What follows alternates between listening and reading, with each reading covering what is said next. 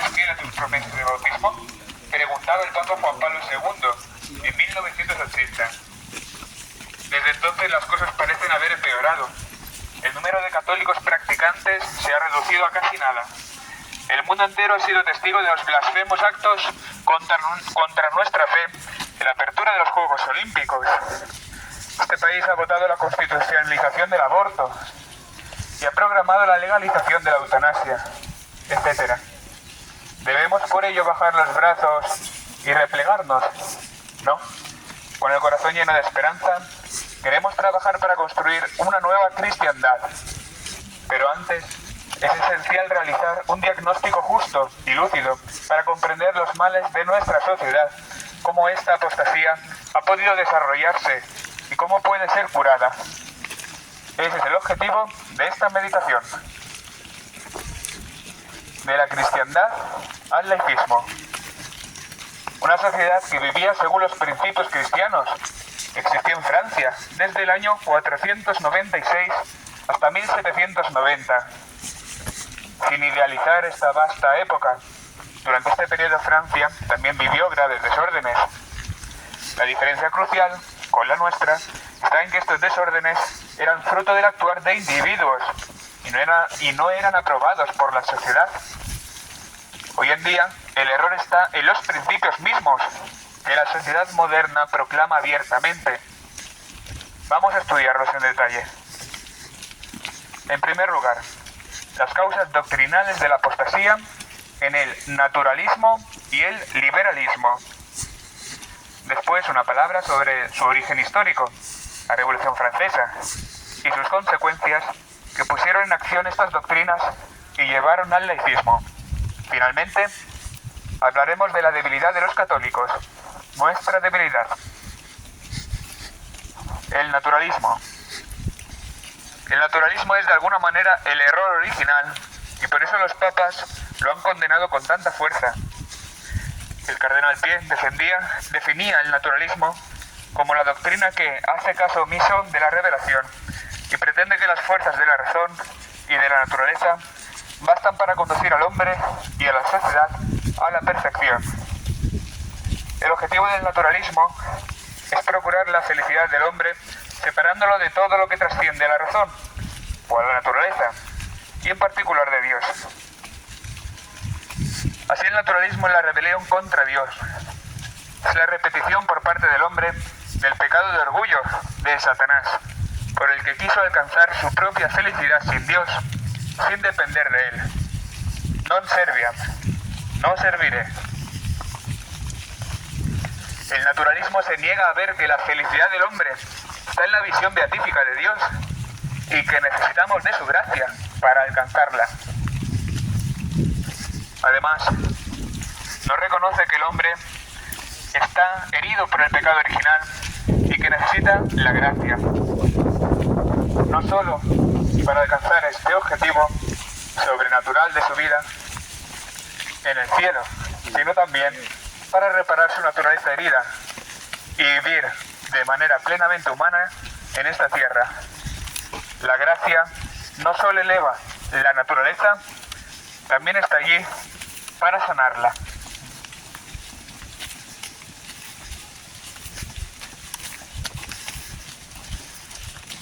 Aplicado al orden político, el naturalismo enseña que la sociedad debe ser dirigida sin tener en cuenta la religión, como si no existiera, y sin distinguir entre la religión verdadera y las falsas religiones.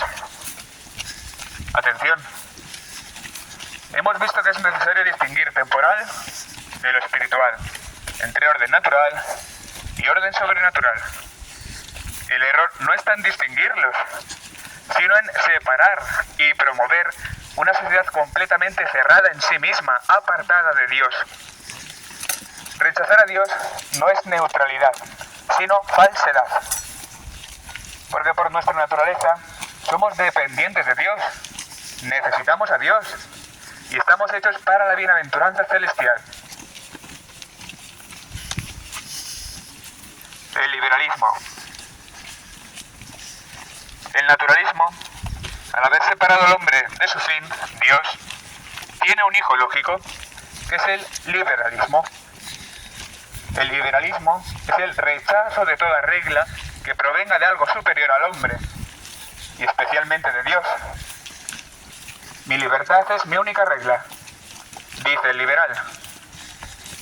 Y en esto se equivocan profundamente sobre lo que es la verdadera libertad, porque la verdadera libertad no consiste en poder actuar mal cuando uno desea. La experiencia lo demuestra claramente. El pecado no nos hace libres, al contrario, nos encadena y nos esclaviza. Así el borracho que se embriaga se imagina libre de hacer lo que quiere, pero en realidad está preso de las cadenas de su adicción, porque se niega a seguir la regla de su corazón. Por el contrario, la regla natural inscrita en el corazón del hombre es una guía para alcanzar la verdadera felicidad, aquello que realmente nos conviene. Así la verdadera libertad es poder avanzar por nosotros mismos hacia nuestra verdadera felicidad, que es Dios, y ser responsables de nuestros actos. Para alcanzar la verdadera felicidad hay un camino seguro que Dios nos ha mostrado a través de su ley. Hacer el bien, evitar el mal. La libertad entonces es el poder que tiene el hombre para cumplir por sí mismo la ley de Dios. Esa es su dignidad. Poder voluntariamente hacer el bien. La Revolución Francesa.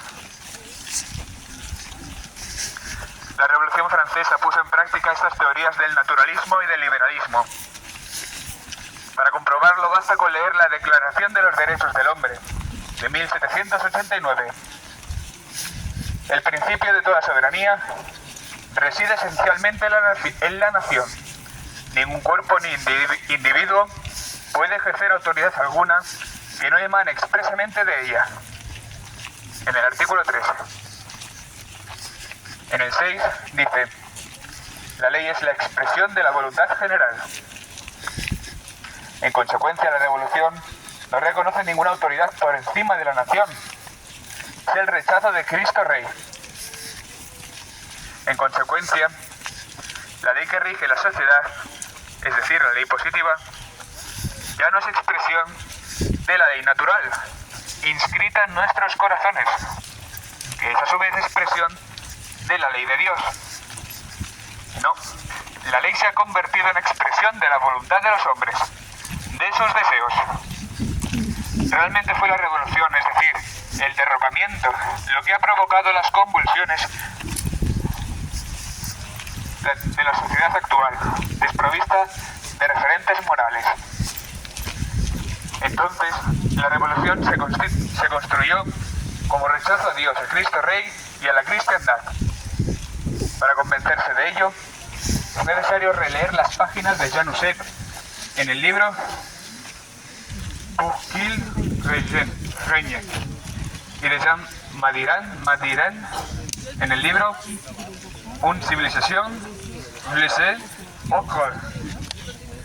Entre los males heredados de la revolución está también la herencia socialista, ilustrada a principios del siglo XIX por los socialistas utópicos y por las teorías anarquistas de Proudhon y Bakunin.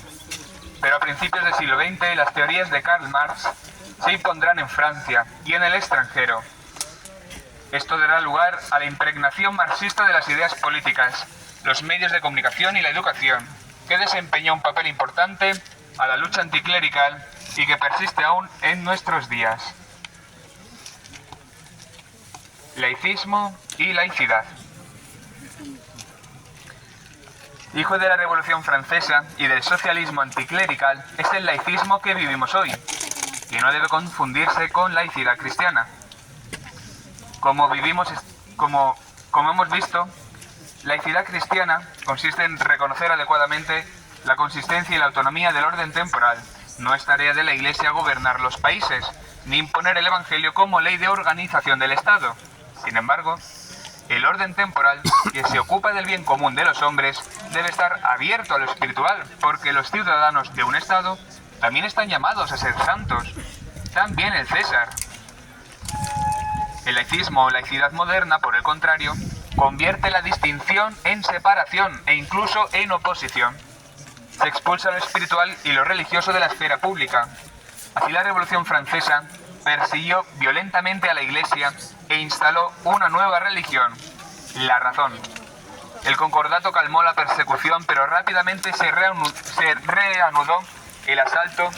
Mi objetivo es organizar la humanidad sin Dios, declaraba Jules Ferry. Esta segunda persecución desembocó en la Ley de Separación de Iglesia y Estado de 1905, que sigue vigente hoy en día. Este nuevo laicismo se define como neutralidad religiosa de independencia respecto a todas las iglesias y confesiones. Esta tesis enseguida fue condenada por los papas. San Pío X decía que este principio de separación de la Iglesia y el Estado es la negación más clara del orden sobrenatural. Juan XXIII tiene también palabras muy contundentes. El aspecto más siniestro de la época moderna se encuentra en el absurdo intento de querer construir un orden temporal sólido y fecundo al margen de Dios, único fundamento sobre el cual puede subsistir. Citemos también a Juan Pablo II. La cultura de Occidente hoy está marcada por la pretensión dramática de querer realizar el bien del hombre prescindiendo de Dios, el soberano bien. Pero la criatura sin su creador se desvanece. Una cultura que niega a referirse a Dios pierde tanto su alma como su orientación, convirtiéndose en una cultura de muerte, como atestigua los trágicos acontecimientos del siglo XX y como muestran las consecuencias nihilistas que se observan actualmente en gran parte del mundo occidental. La crisis profunda que se avecina. Hace 5 siglos el humanismo se dejó arrastrar por un proyecto seductor. Tomar prestados del cristianismo sus luminosas ideas, su sentido del bien, su simpatía hacia los oprimidos y los desdichados, su afirmación de la libre voluntad de cada ser humano, pero intentando prescindir del creador del universo. Chesterton también nos decía que el mundo moderno está lleno de antiguas virtudes cristianas enloquecidas, porque intentan prescindir de Dios y no tienen normas ni puntos de referencia.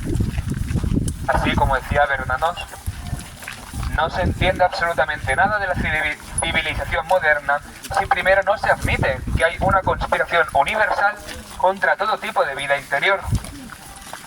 Porque el silencio sobre Dios equivale a su negación.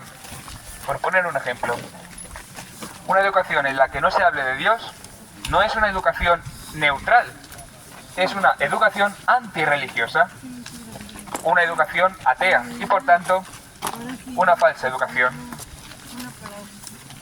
¿Y los católicos ante esto? Escuchemos las palabras duras pero acertadas del Papa San Pío X en el momento de la beatificación de Juana de Arco. La fuerza principal de los malos es la cobardía y la debilidad de los buenos, y todo el nervio del reino de Satanás reside en la tibieza de los cristianos. Debemos reconocerlo. Somos hijos del liberalismo, de la Revolución Francesa y de la modernidad. Y es mucho más fácil seguir la corriente del mundo, aceptar la separación entre el mundo y Cristo. En consecuencia, debemos combatir el espíritu revolucionario que nos corrompe. Combatamos valientemente el tríptico infernal: tibieza, respetos humanos, actitud liberal. Tibieza. Cuanto más se progresa en el amor, más ardiente se es. La tibieza no es un punto medio, razonable o moderado. Es falta de amor. Porque eres tibio y ni frío ni caliente, te vomitaré de mi boca, nos dice el Apocalipsis. Los respetos humanos son el miedo al juicio de los hombres, una actitud que lleva a adoptar comportamientos conformistas por miedo al qué dirán. Recordemos este versículo del Evangelio: a quien me niegue delante de los hombres, también yo lo negaré delante de mi Padre que está en los cielos. Querido peregrino, atrévete a ir contracorriente del mundo para seguir a Cristo. La actitud liberal es aquella que piensa que el catolicismo puede acomodarse a los principios anticristianos que hoy rigen nuestra sociedad. Esto lleva al abandono de cualquier deseo por hacer reinar verdaderamente a Cristo Rey. Conclusión. Queridos peregrinos, este difícil diagnóstico no debe desanimarnos, sino invitarnos a la esperanza y a la acción, porque aunque es Dios quien obra los milagros, siempre se sirve de las personas y de los santos para realizar su obra. La providencia cuenta con nosotros. ¿Qué podemos hacer? Esto será tema para las meditaciones próximas. Querido peregrino, militante de Cristo Rey, reza, fórmate, discierne y actúa a largo plazo. Y guarda en tu corazón esta bella profecía que un día hizo San Pío X sobre nuestro país. El pueblo que pactó con Dios en la fuente de Reims se arrepentirá y volverá a su primera vocación. Sus faltas no quedarán impunes, pero la hija de tantos méritos, de tantos suspiros y de tantas lágrimas no perecerá. Llegará un día, y esperamos que no esté muy lejano, en el que Francia, como Saulo, camino de Damasco, será envuelta por una luz celestial y escuchará una voz que le repetirá: hija mía, ¿por qué me persigues? Y cuando ella responda: ¿quién eres, Señor?, la voz se repetirá: soy Jesús, a quien tú persigues. Te cuesta resistir contra el aguijón, porque en tu obstinación te destruyes a ti misma. Y ella, temblando y asombrada, dirá: Señor, ¿qué quieres que haga? Y él: levántate, lava las manchas que te han desfigurado, despierta en tu seno los sentimientos adormecidos y el pacto de nuestra alianza, y ve, hija mayor de la Iglesia, nación predestinada, vaso elegido, ve y lleva mi nombre ante todos los pueblos y todos los reyes de la tierra, como hiciste en el pasado.